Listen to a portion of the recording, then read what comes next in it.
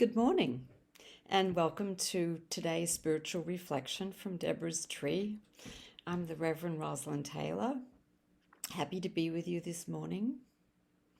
Again, I'm going to start our time together with the candle that is lit. There's many symbols of divine presence with us. One of them is the open word, and this one is also one that's used by many people in their prayer practice and in their meditation practice. A light on which to focus, a candle burning with heat and light to remind us of the divine presence through love and through wisdom. And as I mentioned last time, I'm doing just a short series of reflections on prayer, and specifically on the Lord's Prayer. Last time I spoke about how when Jesus gave those words of the Lord's, what we call the Lord's Prayer, he was speaking in Aramaic, the language of the people to whom he was speaking. And Neil Douglas Klotz has given us a translation that's different from what we would normally hear in the biblical translations, but it's based on the meanings of the words, the root meanings of the words that Jesus spoke.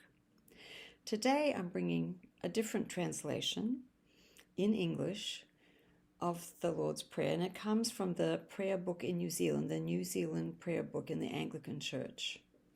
And in it, I can hear some reflections of the Maori culture, which is the indigenous culture, or one of the indigenous cultures in New Zealand. I lift that up because whether we or not we are aware of it, our translations are from the Bible, in whatever language we translate, are very much influenced by our cultural understandings of the divine, of how the divine provides, of who it is that we're praying to, of the purpose of prayer.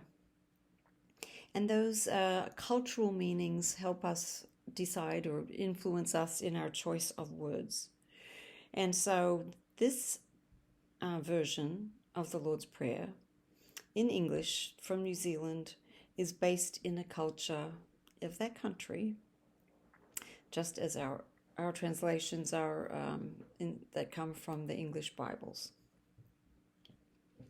And so now, again, I invite you to relax. If you have a candle lit, just let that flickering light bring wisdom and openness to you. A few deep breaths, and let this version of the Lord's Prayer guide you today.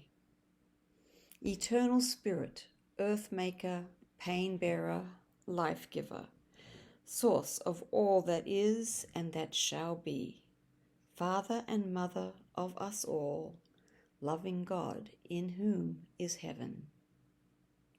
The hallowing of your name echo through the universe. The way of your justice be followed by the people of the world.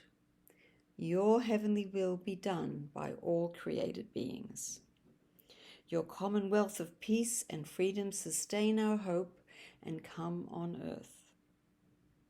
With the bread we need for today, feed us.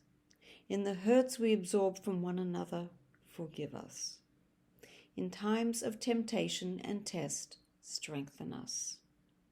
From trials too great to endure, spare us. From the grip of all that is evil, free us. For you reign in the glory of the power that is love, now and forever. Amen. May those words be a blessing to you today. May your heart open up to the meaning within those words. And may you be blessed today. Amen.